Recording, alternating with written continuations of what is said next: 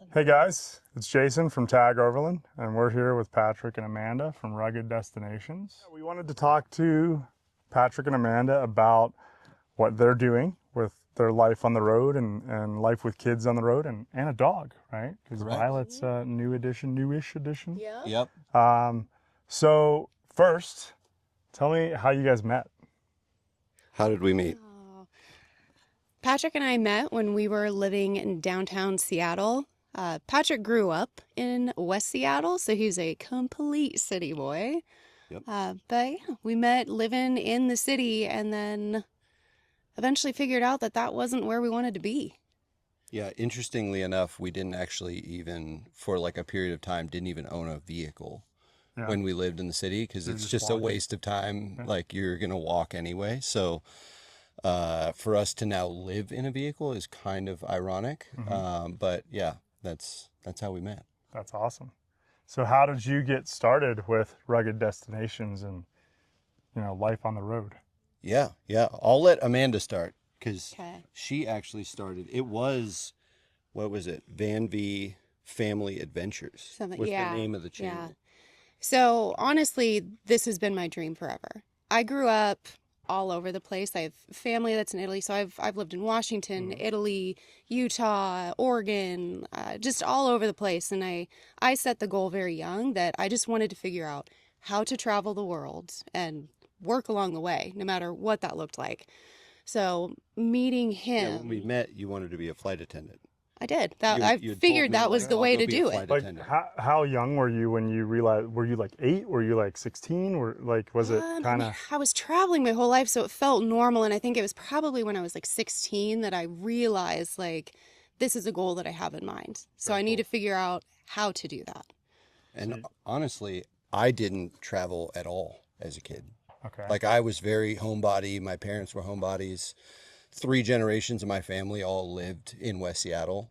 Like we didn't move really anywhere. So was this like a thing that you yearned to do, or you never really thought about it? I think I just didn't know. Okay. I just had no exposure. So and then you after, met Amanda. Yes. You made the googly eyes. Totally. You were like, this poor guy's never traveled. Yeah. You fell in love with his sweet, sweet beard. Yes. And then you were like, I'm dragging this man on the road? Yeah. Okay. Yeah, and that's kind of how it went. And I discovered like living remotely through backpacking originally. That was how I discovered it. And I just became obsessed. Like I absolutely loved being alone, like left to your own devices. Not like alone, but left to your own devices. Stimulation, especially with us being in the city, it's constant. There is no quiet.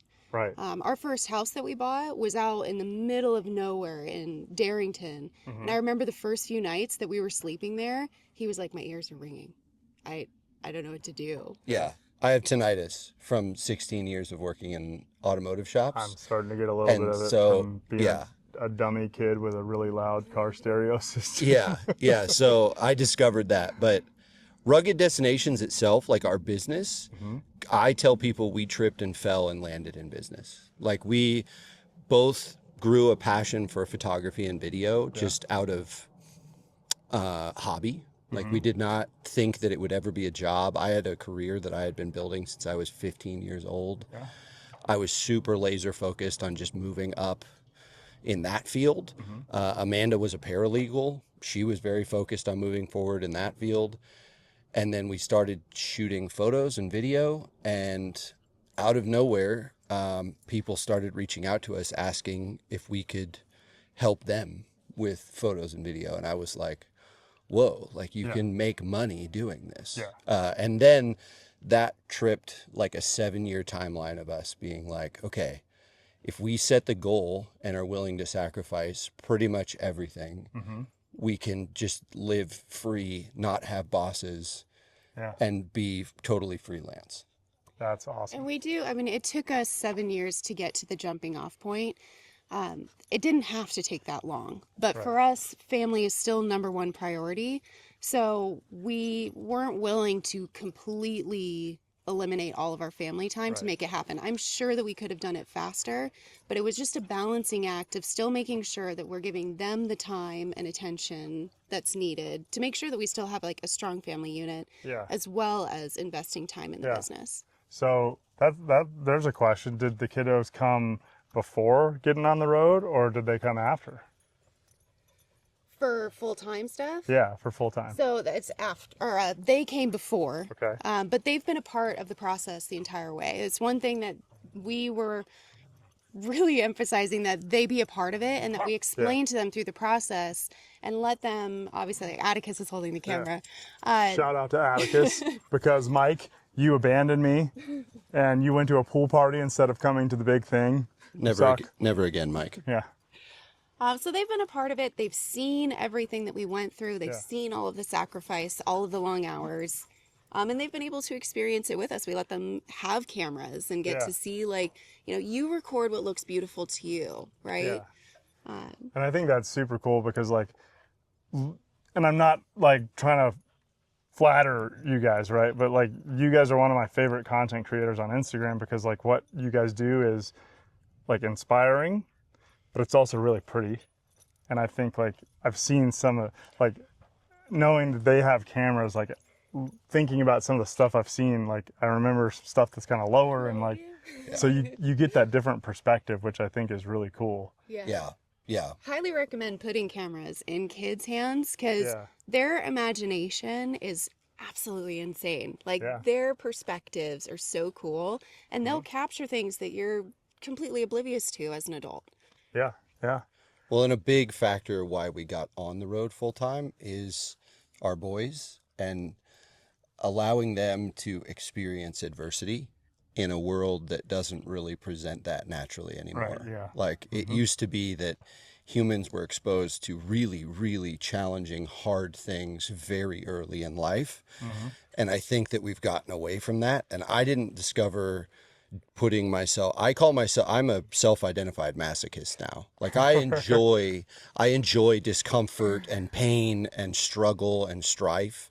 And I think that being exposed to that breeds durability in humans.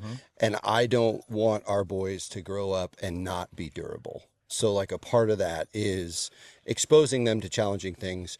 Some they get to be a part of, some they just get to witness us doing. But if I was at work away from them experiencing hard things, they don't get to see that modeled. Yeah. Right? It's not like 200 years ago where you would grow up on a farm or a ranch or something and you are a part of it. Yeah. So we're kind of trying to simulate that through, like, As much as possible, because everything's just built for comfort, right? It's to Yeah. eliminate all of the challenges. And so it's really hard for their generation to get to incorporate that into their day to day. And I think, the other night, I don't know if it was last night or the night before, but we were kind of talking about the parenting aspect, right? And I think, Amanda, you said, like, are we doing the right thing? And like, my response was, I think so, because, like, I'm not a parent, but knowing how I grew up as a kid on the East Coast in Georgia, not really having the outdoors, like, my soul was always in the West, yearning for that. Like, these two kiddos are going to have, like, such amazing stories to tell when they're off on their own, and that's super cool. And like, the value, maybe doesn't click to them at this age, but like, when they're 25, they're going to look back and be like, oh my God, I'm the most interesting person in my friends group, right? yeah. Our hope is that they will look back and realize it was all worth it. Yeah. Because to say they have not sacrificed things would also be a lie. Yeah. Like, they have had to sacrifice many things. I tell people we were not successful at doing this full time until we were willing to sacrifice literally everything. Right. I mean, we had to give up essentially every other hobby to have this one thing. And we still didn't, it was not a for sure. And I think that's a big component that I realize now, looking back, hindsight being 2020, is it took us 7 years to jump off because we weren't frankly ready to sacrifice what was required, which is essentially everything, including any plan B. Right. I now say, like, my homage is plan A will never work if plan B exists. Right. Like, Yeah. you have to only have, when we were jumping, the version of that was burn the boats. Yep. We would tell ourselves, we're going to just burn the boats. We'll sell everything off. We will have no choice, and we'll have to just make it work. So if you sold everything off, I know some folks that are full-time on the road, they have kind of like a home base where they have a storage unit somewhere. Do you guys have that, or is like everything in the troopy? So we have an airplane hangar that we rent in the town that we last lived in. Okay. And that's where we store our vacation home, which is what I call our second vehicle. Yeah. And then like camp gear and that kind of stuff. Yeah. And it's so yeah, that's where, you know, we still end up always, we still have a bunch of family in cool. Washington, Western Washington, so we still will go by there often. Very cool. So if you were going to give a tip to someone that wants to go do this, right? Like really do the thing, get on the road full time, do the overlanding thing. What's that tip for them? You know, that's a little bit different for everybody, but I would just recommend not allowing there to be a bunch of barriers. Like, break them down, because there's going to be discomfort. And I think that's the biggest thing, is that we're always just worried of the level of discomfort and how, if that happens, then everything's going to crumble. And it doesn't have to, right? You just problem solve and you work through it. But just start with what you have. That's the biggest thing. When we started, we were in my Mustang convertible with a bunch of borrowed gear that's like from the 70s. The first time that he and I went camping together, we forgot the sleeping mats in the tent. And it was freezing cold, but you know, we just continue to do it, and you build on that. Yeah. But you figure it out as you go. There's still issues that we're figuring out as we go. It's going to be a constant path of learning, and just embrace all of it. Don't allow yourself to think that discomfort is going to ruin an experience. It's actually going to enhance it. Yeah. We learn the most through failure. So be excited about it. Yeah. I think what I always tell people is, what I discovered is it's a lot like having kids. Yeah. You're never ready. It doesn't matter how ready you think you are. Like, you're going to be exposed to things that you didn't see coming. You're going to get blindsided. Mm-hmm. So yeah, what I encourage people all the time is just go. Like, if you have to if you go and fail faster, improve, get better, fix the things you need to fix, and then get back out there. I think that's a good analogy, because I remember talking to one of my friends, and they had just, like, their second child had, I think, gotten to like the 4 or 5 age where they really start showing their personality and talking.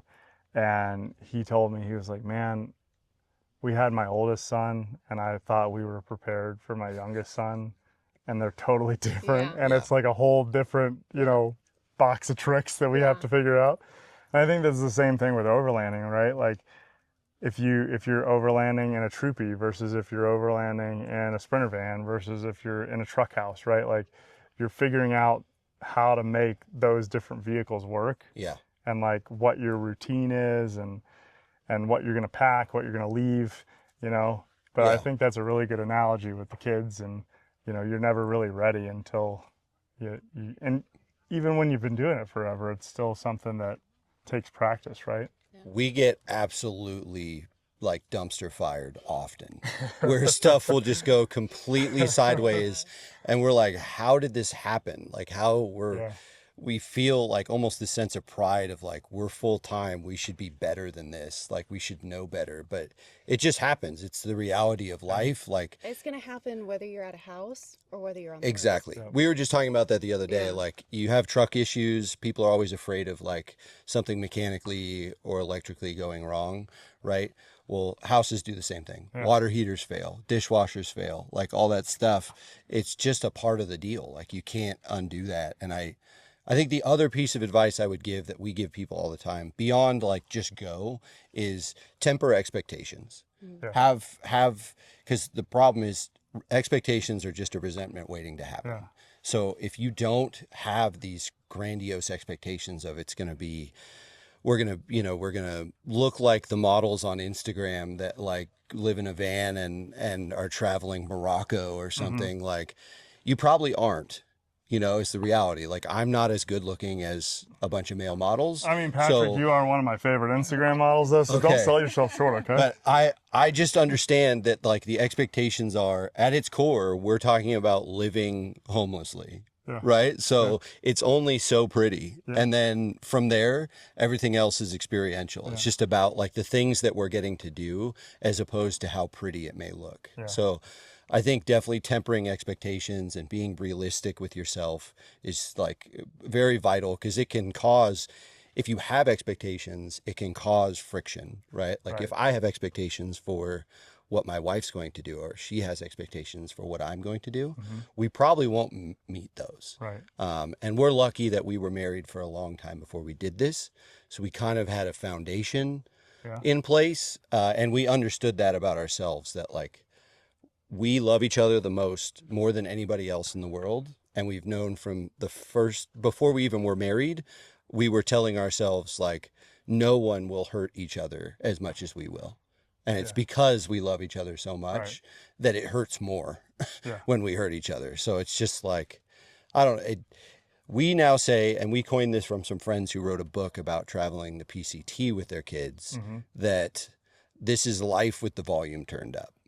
So the good days are the best days you've ever had, but the bad days are the worst.